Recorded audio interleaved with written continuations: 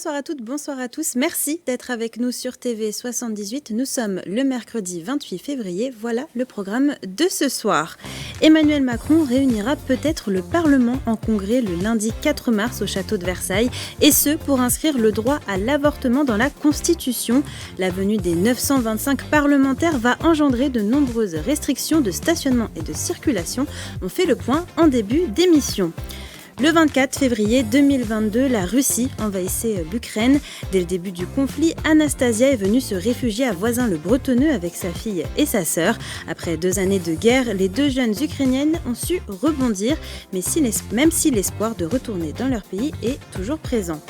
60 000, c'est environ le nombre d'animaux abandonnés chaque été en France. Souvent, c'est parce que les propriétaires n'ont pas prévu de solution pour faire garder leurs compagnons. Pourtant, de nombreux moyens existent, comme les pensions pour animaux. Nous nous sommes rendus dans l'une d'elles, à Poissy. Sans oublier les invités du 7-8, ce soir, nous parlerons du festival Show Meuf Go On. Pendant une semaine, 5 artistes féminines seront mises en avant sur la scène de la Meurise à Trappes. C'est dans le cadre de la Journée internationale des droits des femmes. Vous connaissez le programme, bienvenue dans votre 7-8. Tout de suite, on fait le point sur les informations à retenir aujourd'hui dans les Yvelines.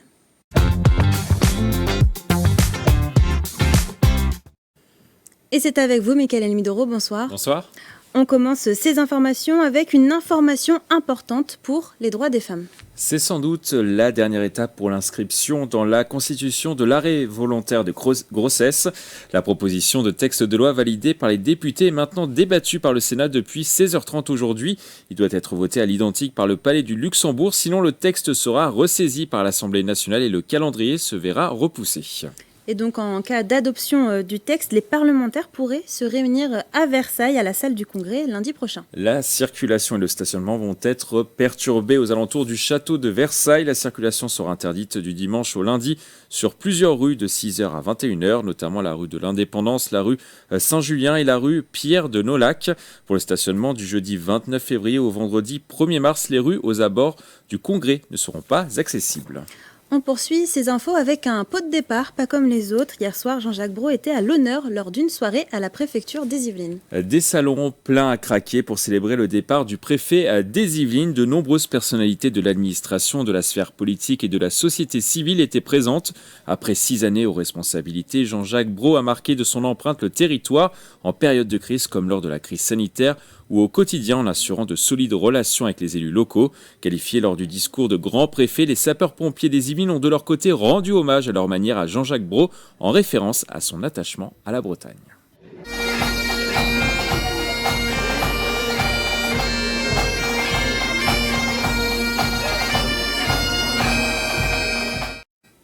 Et donc, dans les prochains jours, Jean-Jacques Brault sera remplacé par Frédéric Rose, magistrat de 50 ans, actuellement conseiller à la sécurité du président de la République, Emmanuel Macron. Un peu de musique à présent, Michael, avec une bonne nouvelle pour les fans de Vladimir Cauchemar. Le DJ à la tête de mort est de retour à l'Electric Park Festival. Le festival 100% électro aura le plaisir d'accueillir Vladimir Cauchemar pour son édition 2024. L'événement sur l'île de loisirs l'île des impressionnistes de Chatou sera exceptionnellement sur un jour. Il y aura aussi d'autres grands noms comme Mandragora ou Neko. Vous allez nous parler de cinéma à présent, Mickaël. Ce mercredi, le film Dune, deuxième partie, sort sur grand écran, adapté du livre de Frank Herbert. Le deuxième volet, réalisé par Denis Villeneuve, se déroule sur la planète Arrakis. Un prince en fuite, des scènes épiques, un peuple réduit en esclavage, avec en toile de fond une intrigue amoureuse. Le film promet des moments forts avec les 2 acteurs talentueux, Timothée Chalamet et Zendaya, ainsi qu'avec sa bande originale créée par Hans Zimmer. Et c'est là qu'intervient la voix du luthier, un magasin d'instruments de musique à Guyancourt pendant 5 semaines l'été dernier. Christophe Duquesne a travaillé sur la bande originale du film en créant des résonateurs acoustiques pour plonger le spectateur dans l'atmosphère du long métrage. Eh bien, félicitations à lui. On termine avec la 45e édition de Paris-Versailles. Ce lundi marque l'ouverture des inscriptions de la course. Jusqu'au 31 mars, les places sont à 29 €. Elles passeront à 33 € au mois d'avril, 37 € pour les mois de mai et de juin. Et à partir du 1er juillet, elles seront proposées à 40 € depuis 2022. Aucun acteur privé ne finance Paris-Versailles. Le budget dépend à 100% des participants. Départ de la course le 29 septembre au pied de la Tour Eiffel. Et ils seront 25 000 coureurs. Merci beaucoup, Mickaël Elmidoro, pour toutes ces informations. Et comme d'habitude, si vous aussi, vous voyez une image ou une information qui vous a marqué près de chez vous, n'hésitez pas à nous la partager sur les réseaux sociaux en utilisant le hashtag 78news.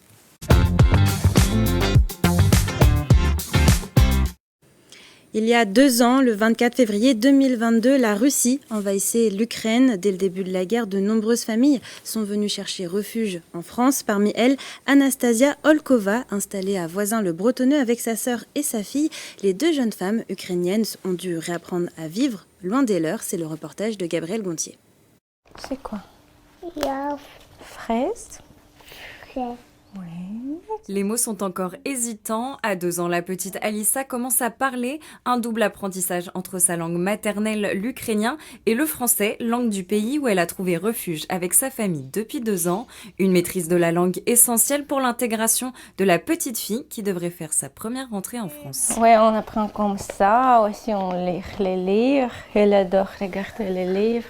En février 2022, quand la guerre éclate en Ukraine, Anastasia, sa maman, quitte Kiev pour rejoindre la France. C'est dans cette maison prêtée par la ville de Voisins-le-Bretonneux qu'elle trouve refuge avec sa fille et sa sœur Marina, une nouvelle vie à laquelle il a fallu s'habituer. Maintenant, c'est plus facile, plus habitué. On apprend la langue. Bon, maintenant, c'est plus facile pour parler. J'ai trouvé le travail. Aussi, on a rencontré beaucoup de gens. Avant que la guerre éclate, Anastasia était pianiste en Ukraine. Aujourd'hui, elle donne des cours à une vingtaine d'élèves. Il a donc fallu réadapter son répertoire.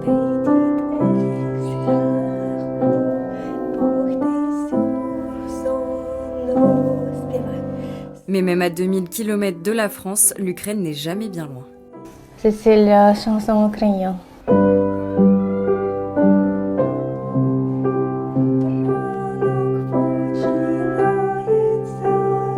J'ai toujours espéré que bon, il faut attendre un petit peu, 6 mois, 4 mois, après ça viendra. Mais non, maintenant, c'est pire et pire. C'est trop difficile. Il faut avoir beaucoup de temps pour reconstruire le nouveau. Mais la situation en Ukraine reste trop incertaine pour Anastasia, comme en témoigne cette photo prise dans son quartier de Kiev en janvier dernier. Ça, bon, c'est les photos de la maison. C'est pas loin de chez nous. C'est le dernier bombardement. Aujourd'hui, les 2 femmes n'attendent qu'une chose, retrouver leur famille. Depuis 2 ans, Anastasia est séparée de son mari, contraint de rester en Ukraine. Au revoir. Toute cette semaine, TV78 vous font vivre la 60e édition du Salon international de l'agriculture. De nombreux acteurs yvelinois y sont présents pour faire découvrir leur savoir-faire et leurs produits. Et pour ce 3e numéro, nous nous sommes intéressés à la filière de l'élevage dans le département regardé.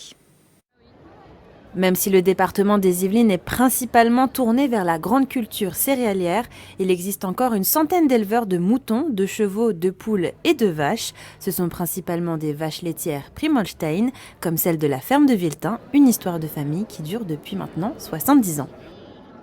Benoît Dupré, bonjour. Bonjour. Alors vous êtes le directeur et le propriétaire de la ferme de Viltin qui est située sur le plateau de Saclay.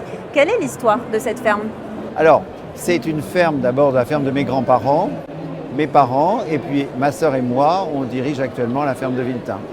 C'est une ferme laitière, surtout depuis 1970, où mon père a installé ce grand troupeau laitier. Et avec le lait de nos vaches, on fabrique des yaourts et des fromages blancs. Et donc vous avez démarré, vos grands-parents ont démarré avec combien de vaches ? Il y avait 100 vaches.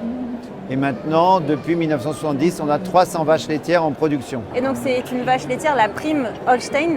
Je ne sais pas si je le prononce correctement. Oui. Prime Holstein. C'est une vache bien française, mais on lui a donné un nom avec une consonance anglaise parce que ça se vend mieux à l'exportation. Et pourquoi cette race-là ? Parce que c'est la race qui est la plus laitière, celle qui produit le plus de litres de lait. C'est une vache qui est facile à élever aussi. Voilà, il y a 2,5 millions de vaches Prime Holstein en France.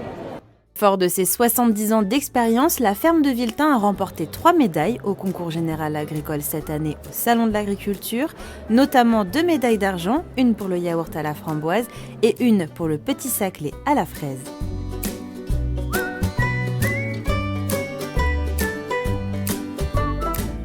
Alors, le mouton mérinos, il est emblématique des Yvelines, hein, puisque il est arrivé en 1786, un troupeau que Louis XVI a acheté à son cousin Charles III d'Espagne, donc roi d'Espagne, pour essayer de régler les problèmes de déficit lainier que la France connaissait à cette époque. En élevage traditionnel, pour un troupeau de 150 brebis, il suffit de 4 ou 5 béliers. Parce que les béliers sont capables de s'accoupler avec un grand nombre de brebis.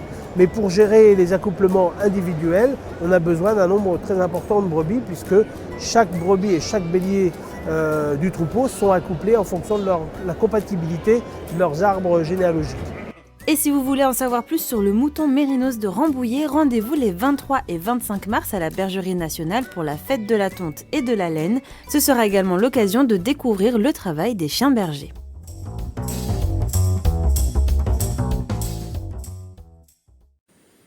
Et on reste au Salon international de l'agriculture. Corentin Alonso de Radio Sensation se trouve sur le stand de la région Île-de-France. Alors on sait que notre région est la plus urbanisée de France, mais ce n'est pas pour autant que nous n'avons pas de terres agricoles. Oui, car contrairement à ce qu'on pourrait penser, l'Île-de-France compte 47% de terres agricoles. C'est donc bien une région d'agriculture. La majorité des terres sont céréalières, mais chaque année, pourtant, les 5000 exploitations présentes perdent plusieurs centaines d'hectares. Alors comment inverser cette tendance ? Je suis avec Valérie Lacroute. Bonjour. Vous êtes vice-présidente de la région Île-de-France en charge de ces questions agricoles. Alors comment justement inverser cette tendance au grignotage de plusieurs centaines d'hectares chaque année ? Alors oui, on le sait, on a effectivement une perte d'exploitation chaque année. Et donc le recensement agricole le dit bien, dans 10 ans, nous aurons la moitié de nos agriculteurs qui vont partir à la retraite. Donc c'est vraiment un des objectifs de la région Île-de-France. Valérie Pécresse l'a dit, et au travers du schéma directeur d'aménagement de la région Île-de-France, le fameux DRIF, auquel nous avons rajouté le E environnement, sur lequel nous allons inciter à la préservation des terres agricoles, puisque ce schéma il a un horizon 2040, et donc l'objectif c'est de sanctuariser ces terres agricoles. Et donc nous avons travaillé avec l'ensemble des collectivités de la région Île-de-France, essentiellement les communautés de communes et les départements, pour que dans chacun des départements, très concrètement, on puisse identifier les terres qui vont rester en zone agricole. Donc nous sommes actuellement en enquête publique. Donc le premier schéma a été présenté, il est examiné dans 160 lieux en Île-de-France, où chacun des acteurs vient donner son avis sur ce schéma pour qu'on puisse effectivement le rendre et l'adopter cet été et le mettre en œuvre pour les 15-20 prochaines années qui arrivent.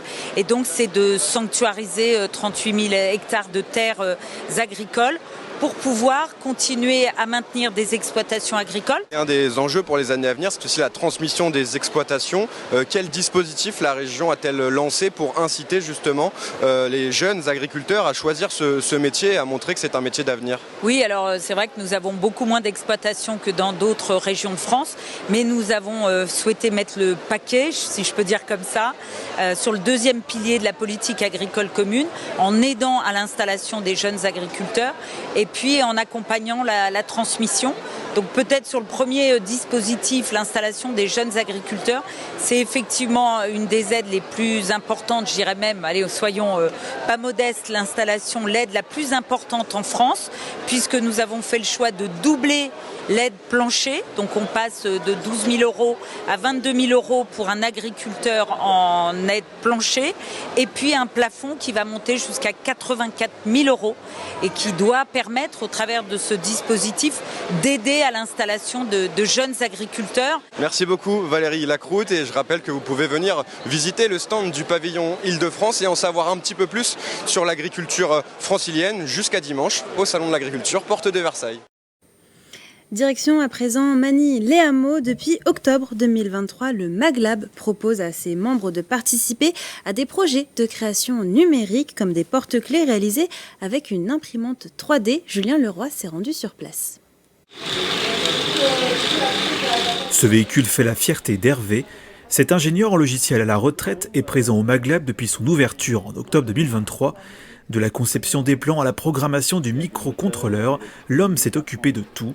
L'originalité de sa création, elle est équipée de roues munies de petits cylindres créant des forces dans chaque direction sans tourner.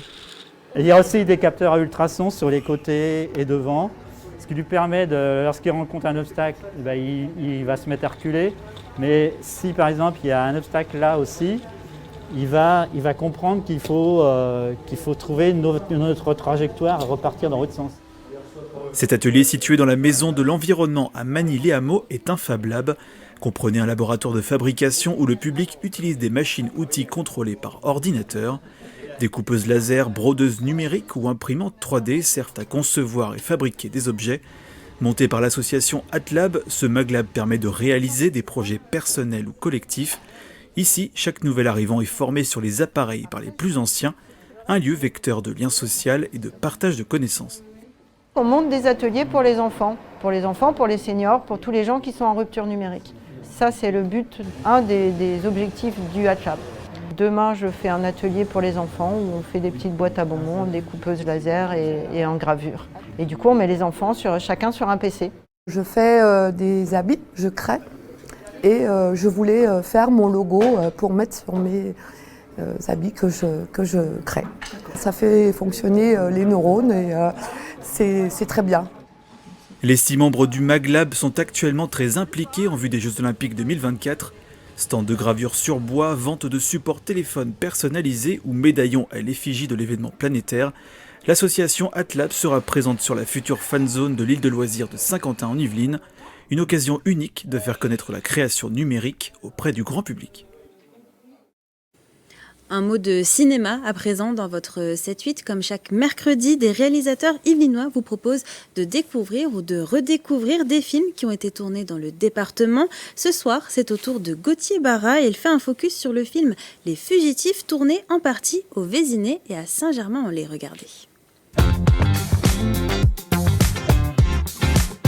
Les Fugitifs, c'est un film de 1986 réalisé par Francis Weber avec Gérard Depardieu et Pierre Richard. Alors Pierre Richard est dans son rôle, une fois de plus, de François Pignon et Gérard Depardieu il joue le rôle de Jean Lucas.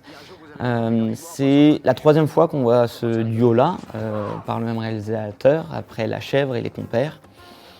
Et ce film a été tourné en partie donc, dans les Yvelines, au Vésinet et entre autres surtout à l'école Saint-Hérambert à Saint-Germain-en-Laye.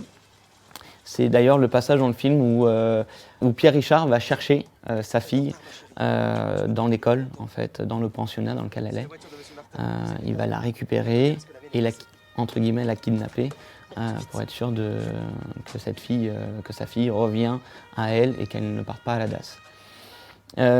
L'histoire par rapport aux 3 autres, pour moi, est un peu plus touchante, plus émouvante. Alors on a toujours la musique de Vladimir Cosma qui nous suit tout au long de ce film, qui est beaucoup plus émouvante et autant La Chèvre pour moi était mon préféré quand j'étais petit, mais avec le temps et en vieillissant, je trouve que le rapport entre l'enfant et les 2 comparses est beaucoup plus belle et beaucoup plus touchante.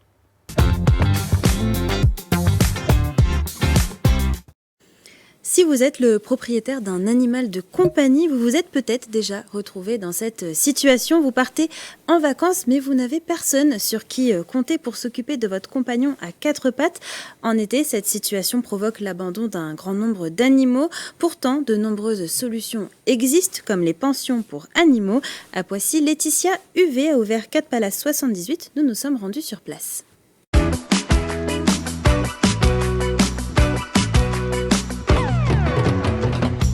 Bonjour, je suis Athis Barré, conseillère municipale à la ville de Poissy. Aujourd'hui, nous allons parler de la garde de nos animaux. Et oui, la période des congés arrive bientôt, nous allons réserver nos congés et nous nous posons toujours la question, mais à qui puis-je confier mon animal ? Eh bien aujourd'hui nous sommes à 4 Palaces, nous allons aller à la rencontre de Laetitia qui va nous aider, qui va nous résoudre notre problème de garde d'animaux.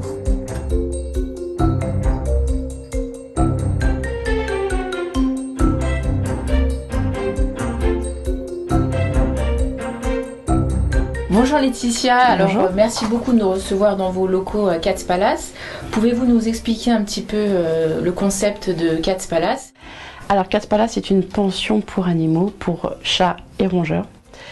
Le but en fait c'est que les gens puissent partir en vacances en toute sérénité. C'est-à-dire que on va intervenir à leur domicile ou dans notre pension pour prendre soin de leurs animaux.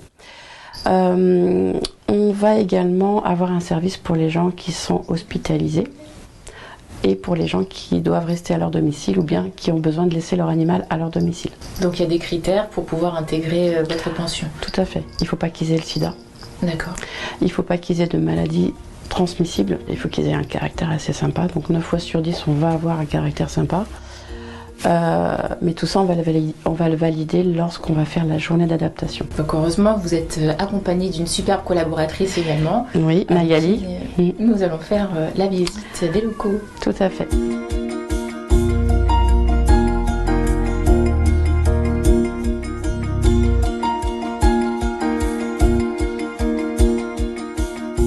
Magali, du coup j'arrive avec mon chat. Comment se passe donc notre première rencontre, l'accueil?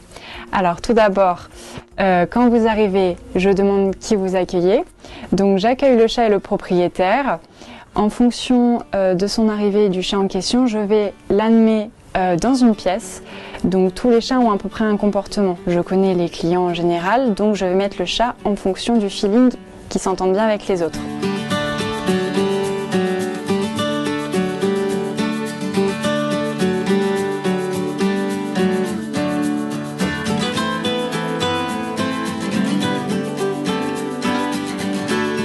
Chaque pièce, on retrouve des étagères et des pontons. Si je puis dire, c'est un petit peu leur parcours d'acrobranche pour qu'ils gardent la forme. Nous retrouvons des litières, donc autant qu'il y a de chats. Et après, ça va être un peu tout le confort. Donc on va retrouver des plaids, des serviettes, des coussins. On peut demander au propriétaire d'en ramener également, parce qu'on tient aussi à ce que l'animal garde une petite partie de son maître, donc soit son odeur, soit l'odeur de la maison.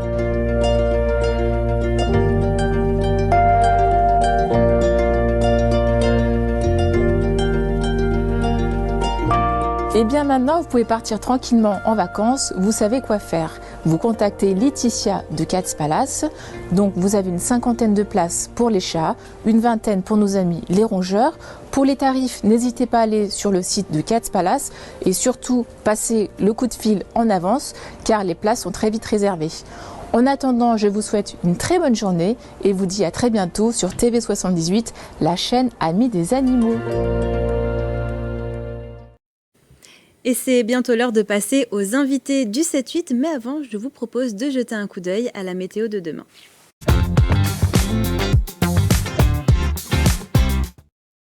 Demain matin, le ciel devrait être nuageux sur une grande partie du département. Quelques averses sont également prévues du côté de Rambouillet.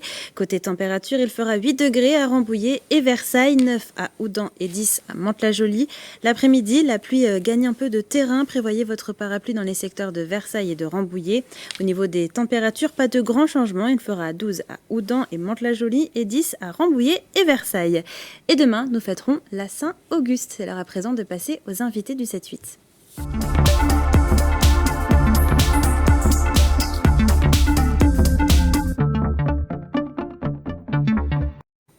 Et ce soir, avec les invités du 7-8, nous allons parler d'un festival à l'occasion de la Journée internationale des droits des femmes. Show Must Go On, ça y est, c'est le nom de l'événement. J'ai la chanson de Queen dans la tête. Ça se déroule du 3 au 10 mars à la Meurise de Trappes. Pour en parler avec nous, Sandrine Grandgambe, bonsoir. Bonsoir. Alors, vous êtes adjointe au maire déléguée à la culture pour la ville de Trappes. En face de vous, Muriel Bernard, bonsoir. Bonsoir. Vous êtes conseillère municipale déléguée à l'égalité femmes-hommes pour la ville de Trappes.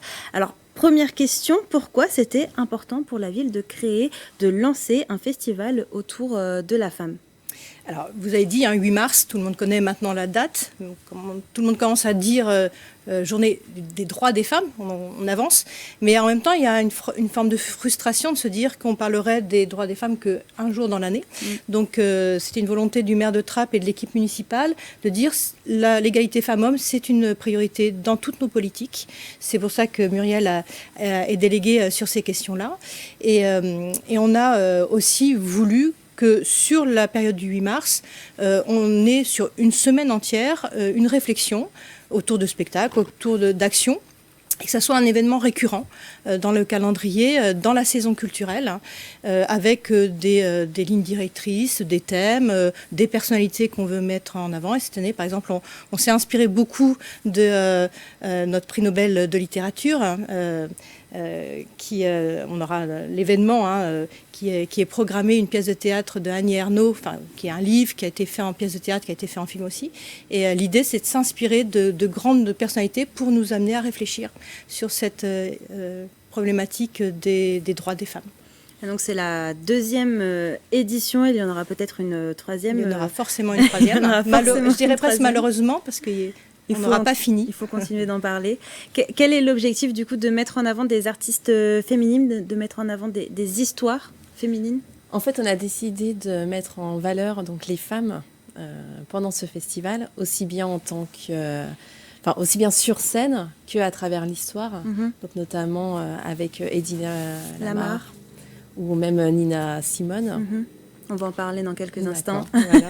C'est vraiment une volonté de la ville de promouvoir l'égalité femmes-hommes, aussi bien à travers la culture, le sport. À chaque fois qu'on met en place quelque chose, on s'interroge sur la place de la femme. Et donc il y aura au total 5 représentations. C'est Aïe, la pêcheuse de rêves, qui ouvre le bal le 6 mars à 10h et à 14h15. Il s'agit d'un spectacle pour les tout-petits. Est-ce que vous pouvez nous en dire un peu plus? En fait, on a même une séance de cinéma avant. C'est-à-dire qu'on a ce qui se passe à la Murise, on a ce qui se passe au conservatoire, on a ce que fait Muriel pendant toute l'année où elle met des parcours de femmes en valeur chaque mois. Il y a des parcours. Et puis, il y a donc dès dimanche au cinéma trois projections, notamment l'événement, le film autour du livre d'Annie Ernaux, et puis un film qui s'appelle Captive aussi, qui est sur la place des femmes et la question de la folie, comment est perçue la folie au XIXe siècle, quand on est une femme. Et puis après, effectivement, il y a comment on touche tous les publics, d'où l'idée de commencer aussi avec un spectacle jeune public. D'ailleurs, même nos scolaires, les enfants de maternelle ont accès dès mardi à ce spectacle-là. On voulait vraiment, on va dire, balayer un maximum de trappistes sur cette année. L'année dernière, on n'avait pas proposé de spectacle pour le jeune public. Donc là, cette année, on a Aïe, la pêcheuse de rêves, et même Eddie Lamar qui concerne aussi les enfants à partir de 9 ans, parce que c'est de la magie. D'ailleurs, j'encourage tout le monde à venir le voir. Donc c'est important de sensibiliser les plus jeunes. Le lendemain, le 7 mars, aura lieu un autre spectacle, l'événement. Il traite d'une question plus sérieuse, d'actualité, l'avortement, mais dans les années 60. C'est le merveilleux livre d'Annie Ernaux. Oui. Et qui est en lien vraiment avec l'actualité. On ne pensait pas, quand on a proposer cette programmation, qu'on serait aussi proche de l'actualité, parce qu'à l'heure où on se parle, il y a des échanges donc, au Sénat concernant l'inscription à la Constitution. C'est un sujet important à traiter selon vous, selon la ville de Trappes? C'est essentiel, c'est un des droits fondamentaux. Et puis c'est en partenariat avec la Comédie Française. On est la seule ville de France à avoir un jumelage avec la Comédie Française, et on est très heureux d'accueillir ce spectacle de la Comédie Française. Alors, autre spectacle un peu plus léger et qui est aussi en musique, c'est Nina Lisa, qui parle de la célèbre chanteuse de jazz, Nina Simone. Donc, qui est plus léger, mais d'un autre côté, quand même, qui raconte l'histoire de Nina Simone, donc ses combats, notamment pour les droits civiques des Noirs, et même les combats de sa fille plus tard. Donc, il est léger, mais il y a des messages pendant ce spectacle. Il y a quand même un fond important, sérieux. Et donc ce spectacle aura lieu le 8 mars à 20h30. Vous mettez en avant, on en a parlé, une autre grande femme dans cette programmation, c'est Eddie Lamar, actrice et mannequin autrichienne qui a vécu dans les années 40-50. Pourquoi est-ce que vous avez décidé de la mettre en avant ? Parce qu'elle est toujours finalement d'actualité encore en 2024, dans la mesure où si on a accès à nos GPS au Wi-Fi, c'est grâce à une invention de Eddie Lamar.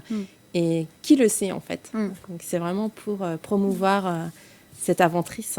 Mais c'est vrai qu'on la connaît beaucoup pour son rôle de femme glamour, pour son rôle de mannequin, mais finalement, c'était aussi une grande femme scientifique. On peut être magnifique et avoir un cerveau. C'est quand même quelque chose que parfois les gens oublient.